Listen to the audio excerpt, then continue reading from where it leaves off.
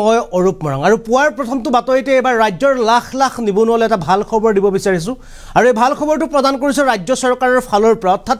বহাগ বিহুৰ পূৰ্বে ৰাজ্য চৰকাৰৰ ফালৰ পৰা পুনৰ প্ৰদান কৰা হ'ব ৩৫,০০০ চাকৰি কিন্তু এবাৰ চাকৰি পূৰ্বৰ ধৰণে নহয় এবাৰ নতুনকৈ ইন্টাৰভিউ অৰ্থাৎ সাক্ষাৎকাৰ যিসকলে বহিব তেওঁলোকে নতুন নিয়ম মানিব লাগিব আৰু কি কি নিয়ম মানিব লাগিব আৰু কেনেকৈ হ'ব এবাৰ ইন্টাৰভিউ তাৰ সম্পৰ্কে জনাব বিচাৰিছো আৰু এই মুহূৰ্তত জনাব বিচাৰিছো বিশেষ খবৰটো এক ডাঙৰ খবৰ পুৱাই ৰাজ্যৰ নিবনুৱালৈ সুখবৰ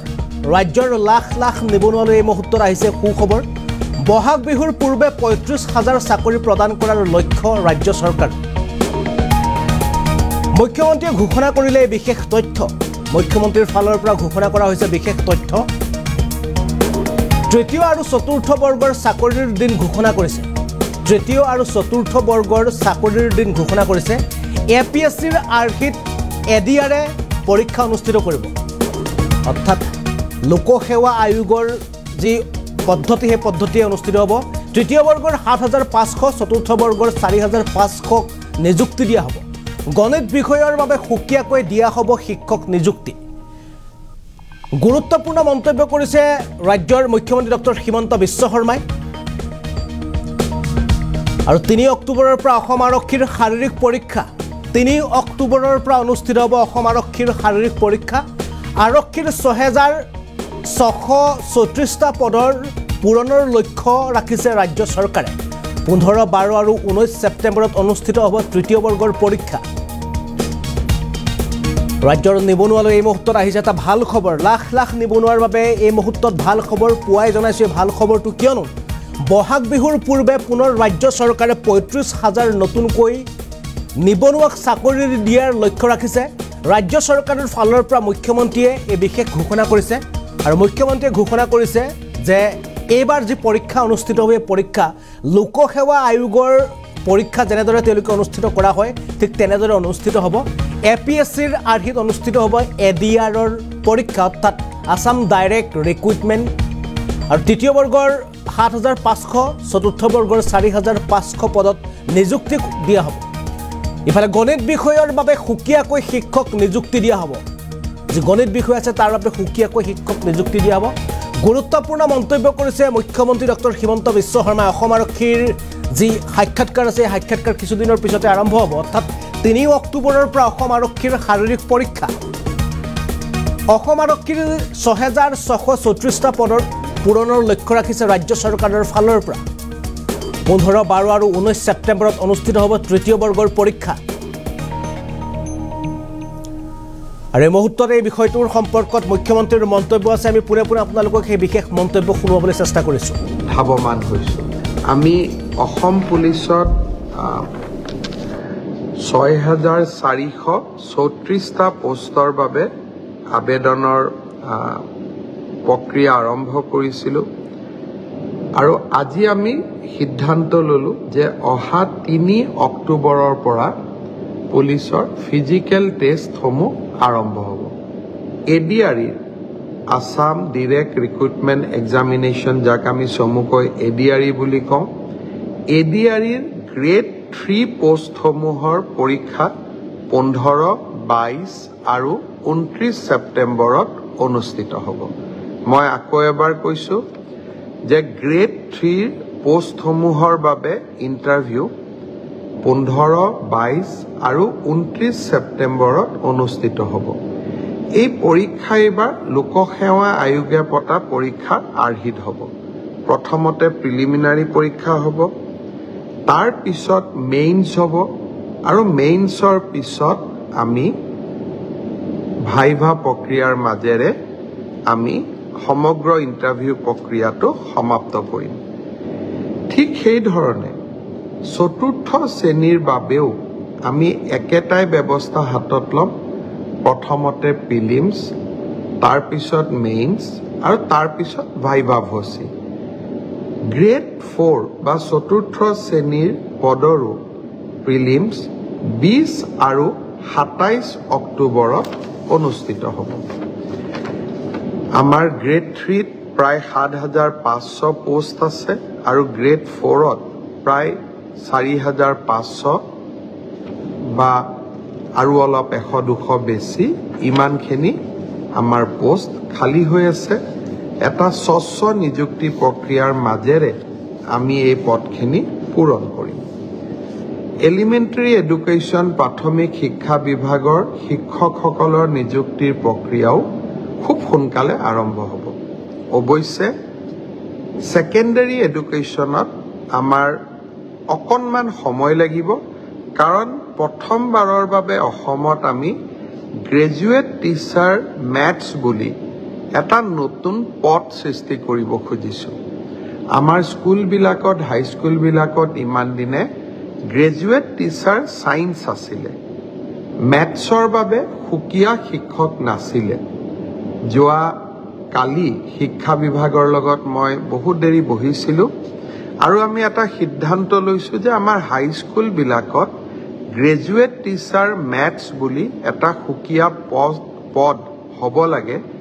যাতে গণিতৰ ওপৰত আমি একোজন শিক্ষক নিযুক্তি দিব পাৰোঁ গণিতৰ শিক্ষক নোহোৱা বাবে আমাৰ স্কুলসমূহত শিক্ষা ব্যৱস্থাত বহুত জটি পৰে শিক্ষা বিভাগে কেইবা হাজাৰো বিশেষকৈ প্ৰথম অৱস্থাত প্ৰায় 2000 গণিত শিক্ষকৰ পদ সৃষ্টি কৰিব লাগিব সেয়েহে মাধ্যমিক শিক্ষকৰ নিযুক্তি প্ৰক্ৰিয়াটো এমাহ বা দুমাহ পিছত আমি আৰম্ভ কৰিম সেই হলেও মোৰ লক্ষ্য যে এই গোটেই পোষ্টখিনি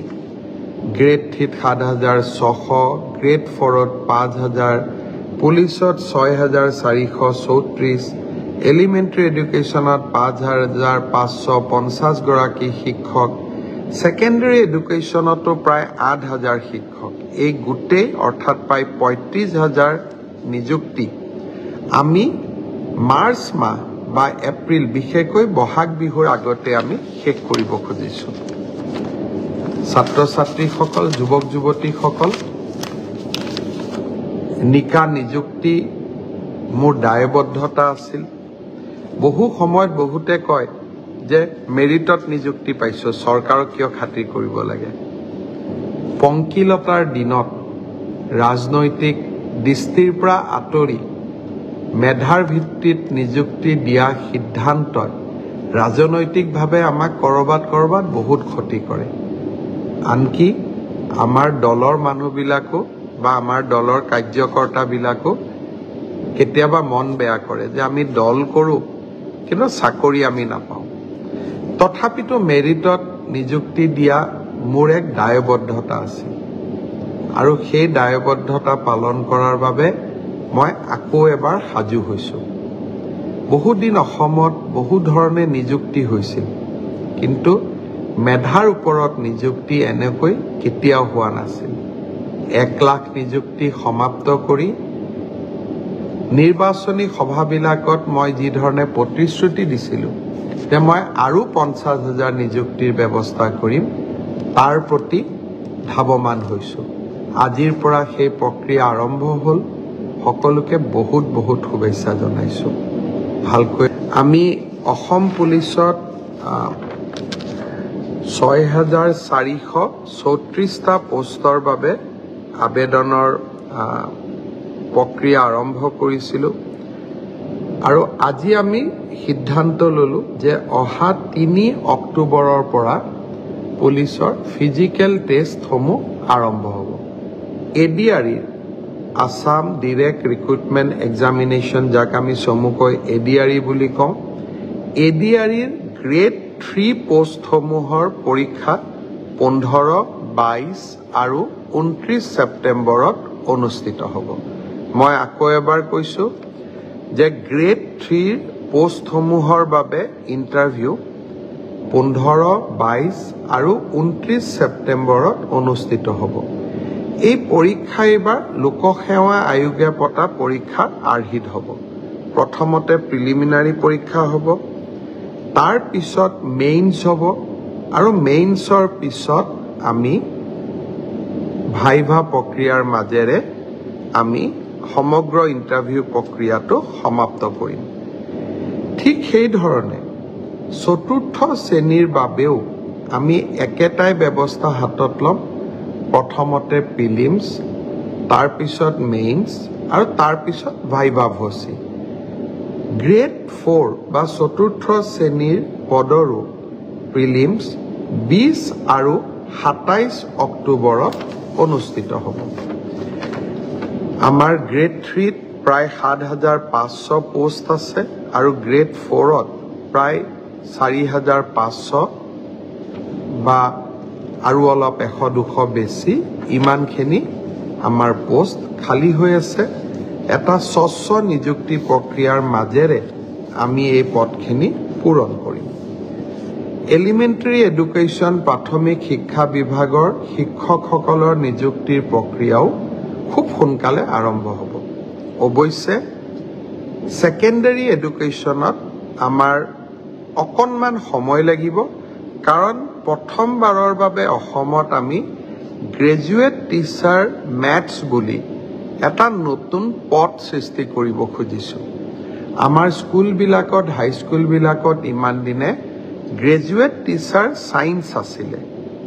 মেথছৰ বাবে সুকীয়া শিক্ষক নাছিলে। যোৱা কালি শিক্ষা বিভাগৰ লগত মই বহুত দেৰি বহিছিলোঁ আৰু আমি এটা সিদ্ধান্ত লৈছোঁ যে আমাৰ হাইস্কুলবিলাকত গ্ৰেজুৱেট টিচাৰ মেথছ বুলি এটা সুকীয়া পদ হ'ব লাগে, যাতে গণিতৰ ওপৰত আমি একোজন শিক্ষক নিযুক্তি দিব পাৰোঁ। গণিতৰ শিক্ষক নোহোৱা বাবে আমাৰ স্কুলসমূহত শিক্ষা ব্যৱস্থাত বহুত জটি পৰে। শিক্ষা বিভাগে কেইবা হাজাৰো, বিশেষকৈ প্ৰথম অৱস্থাত প্ৰায় 2000 গণিত শিক্ষকৰ পদ সৃষ্টি কৰিব লাগিব। সেয়েহে মাধ্যমিক শিক্ষকৰ নিযুক্তি প্ৰক্ৰিয়াটো এমাহ বা 2 মাহ পিছত আমি আৰম্ভ কৰিম। সেই হ'লেও মোৰ লক্ষ্য যে এই গোটেই পোষ্টখিনি গ্ৰেড 3ত 7,600, গ্ৰেড 4ত 5,000, পুলিচত 6,434,